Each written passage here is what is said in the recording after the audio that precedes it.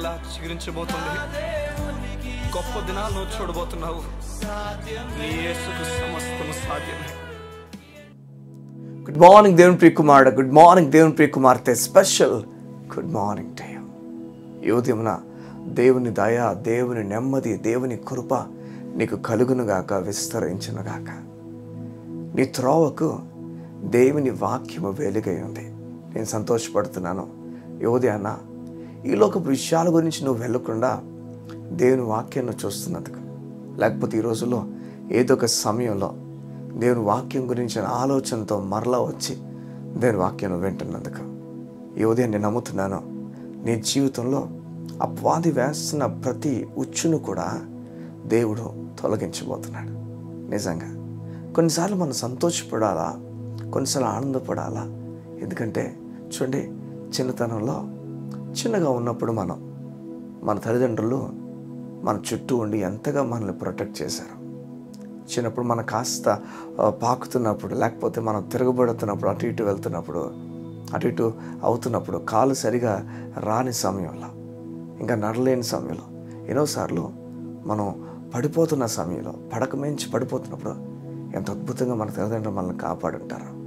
మళ్ళీ జాగ్రత్తగా పెట్టి ఎన్నెన్నో వారు ఎన్నెన్నో మన గురించి చేసి ఉంటారు. అవును, నిజమే. అవి వారికి గుర్తులేవి ఎంత చేశారో, కానీ ఏవో కొన్ని చెప్పగలరేమో.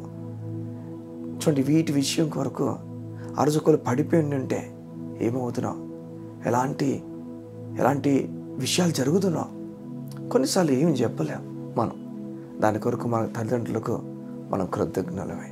నిజం, మన తల్లిదండ్రులకు మనం కృతజ్ఞులు. కొంతమంది ఈ విధంగా అనుకుంటారు వారి జీవితంలో, నా తల్లిని ఎందుకు చూడాలి, నా తండ్రిని ఎందుకు చూడాలి, వారు ఇలాంటి వారు కదా. అవును, అలాంటి వారైనా నీ బాల్యం నుంచి నిన్ను కాపాడుకొని వచ్చారు చూసావా, నీ బాల్యం నుంచి నీకు పోషణ అందించారు చూసావా, దాన్ని బట్టి నీ తల్లిదండ్రులను నువ్వు సన్మానించాలి. నీకు తల్లిదండ్రులు ఉన్నందుకు నువ్వు గౌరవించాలి. నీకు తెలుసు, ఇప్పుడైతే దేవుని మాట ప్రకారం నీ జీవితం నువ్వు ప్రవర్తిస్తావో అన్నీ అనుకూలంగా మారుతాయి. చూడండి, ప్రతికూలంగా ఉన్నందుకు నీవు ప్రతికూలంగా మారిపోక, నీకు ప్రతికూలంగా జరుగుతున్నందుకు నీ మనసు సమాధానం కోల్పోక, అలాంటి సమాధానం కోల్పోతుంటే నువ్వు అర్థం చేసుకోవాలి, నీవు మొదట మారాలి. నీవు మొదట దేవుని లేఖనాలు, నీ పాదములకు దీపమైన దేవుని లేఖనాలని నువ్వు గమనించాలి, చూడాలి.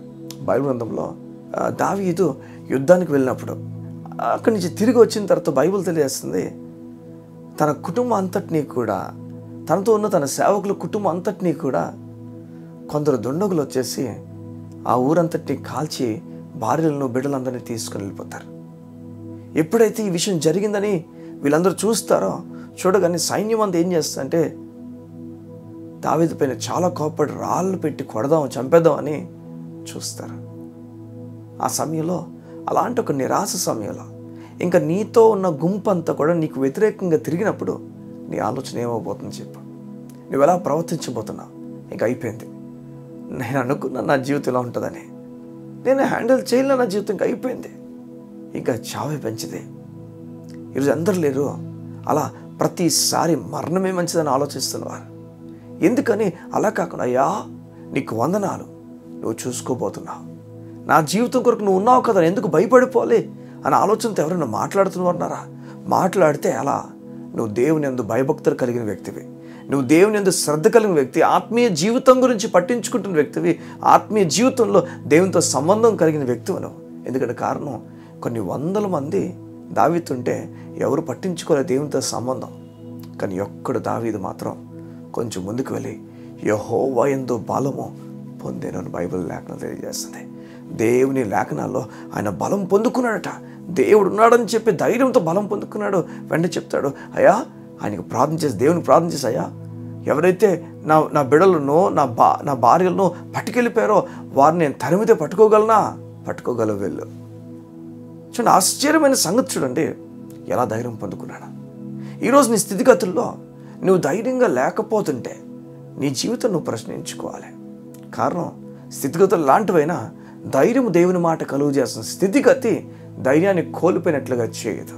అలా చేసిన సమయంలో కూడా దేవుని ఆత్మ, దేవుని వాక్యము మనకు ధైర్యం అంతకంతకు ఇస్తుంది. ఈరోజు స్థితిగతుల్లో నువ్వు హ్యాండిల్ చేయలేకపోతున్న పరిస్థితులు ఎదుర్కొంటున్నావేమో, దేవుని లేఖనాలు అయితే మాత్రం నీకు ధైర్యాన్ని ఇస్తాయి. గురించుచున్నావా దేవుని లేఖనాలు? చూడండి, ఒక బాణం పట్టుకున్న వ్యక్తి గురి లేనివాడుగా ఆ బాణాన్ని విడిచిపెట్టాడు. అవును, బాణాన్ని వదులుతున్న సమయంలో గురి కలిగిన వ్యక్తి గురికే విడిచిపెడతాడు. అయితే నీవు గురి పెట్టుకున్నప్పటికీ వేరొక చోటుకు వెళ్ళిపోతుంది బాణం, జాగ్రత్త, అటువైపుగా వెళ్ళిపోనివ్వక ప్రభువే నీ గురి అవని. విశ్వాసమునకు కర్తయు దాన్ని కొనసాగించు యేసయ్య వైపే మనం చూడాలని దేవుని లేఖనాలు తెలియజేస్తున్నాయి. ఈ ఉదయం దేవుని మాట నేను ఆదరించాలి. మనం మన తల్లిదండ్రులకు కృతజ్ఞులు నిజమే. అయితే మన తల్లిదండ్రులకు కూడా ఆశ్చర్యపోయే విషయాలు మన జీవితంలో ఉన్నాయి. దానికి వారు ఎవరికి తెలుసా కృతజ్ఞులు ఉన్నారు? దేవుని కృతజ్ఞులుగా ఉన్నారు. అమ్మో, నా బిడ్డను కాపాడిన దేవా నీకు వందనాలు. అవును, మన జీవితంలో మనకు తెలియని ఎన్నో విషయాలు గుండా దేవుడు మనల్ని కాపాడుతున్నాడు. ఇప్పుడు కూడా నేను మాట్లాడుతున్నప్పుడు నీ జీవితంలో అపోది ఎన్ని ప్లాన్స్ వేస్తున్నాడో నీ జీవితాన్ని పాడు చేయాలని దేవుడు విడిచిపెట్టాడు. వేటగాని ఊరిలో నుండి వేటగాడు వేసే ఆ ఊరిలోంచి తప్పించే దేవుడు నీ దేవుడు. నాశనకరమైన తెగులు రాకుండా రక్షించే దేవుడు నీ దేవుడు. మధ్యాహ్నం ముందు పాడు చేయి రోగముకైనా నేను భయపడను. ఈ దినము దేవుని నెమ్మదితో నువ్వు నింపబడి ముందుకు వెళ్దువుగాక. గొప్ప ధైర్యము నువ్వు కలిగి ముందుకెళ్ళాలని ప్రభు నీ పట్ల ఆశపడుతున్నాడు. అవును, చూడండి, ఒక బిడ్డ తన తండ్రులు ఎలా కోరుతాడు చెప్పండి బిడ్డ గురించి? ఆ బిడ్డ ఇప్పుడు ధైర్యం ఉండాలి. పిరికి వాళ్ళు అస్తమానం ఇంట్లోకి ఏడ్చుకుని వస్తే ఏ తండ్రిని తల్లిని ఎలా సంతోషపడతాడు చెప్పండి? ప్రధానికి ఏడుస్తున్నాడు, బాధపడుతున్నాడు, భయపడిపోతున్నాడు. ఇలాంటి ఆలోచనలతో తల్లి తండ్రి ఎప్పుడు దుఃఖపడతారు. చూడండి, ఒక తల్లి తండ్రి ఏం కోరుతాడు? బోల్డ్గా నా బిడ్డ ఉండాలి, ధైర్యంగా నా బిడ్డ ఉండాలని చెప్పి కోరుతారు. నీ తండ్రి, పరలోకపు తండ్రి ఇంకెక్కువ కోరుతున్నాడు. భయపడిపోకండి. అందుకే కదా ఏసీ మాట చెప్తాడు, ఆకాశ పక్షం చోటి ఆ వెత్తువు కోయివు కోటల్లో కూర్చుకుని అయినో మీ పరలోకపు తండ్రి వాటిని పోషించుచున్నాడు. మీరు వాటికన్నా బహుశ్రేష్ఠులో కారా. ఈ విషయాలను నేను మాట్లాడుతున్నప్పుడు నా హృదయంలో తెలియని ధైర్యము, తెలియని నెమ్మది అలా పుడుతూనే ఉంది. నిజంగా నా ప్రతికూల పరిస్థితుల్లో నేను నేర్చుకున్నాను దేవుడిపైన ఆధారపడ్డా. సంగమా, ఈ ఉదయం దేని వైపు చూస్తావా? నీ గురించి ప్రార్థన చేయడానికి ఇష్టపడుతున్నాను. మా ప్రియ పరలోకపు తండ్రి, నీ ప్రజలు వారి జీవితపు విషయాలు దేనికి భయపడిపోకుండా నీ పైన ఆధారపడి నీ కొరకు నిలబడినట్లుగా సహాయం అనుగ్రహించండి.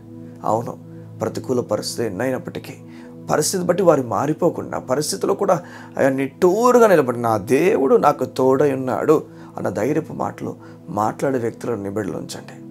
ఏ విషయంలో కూడా అధైర్యపడిపోకుండా నెమ్మది కలిగి అనేకులను ధైర్యపరిచే బిడలుగా నిబిడలు చేసి నడిపించబడుతూ యేసు నామమున ప్రార్థించుచున్నాము తండ్రి. ఆమేన్, ఆమేన్, ఆమేన్.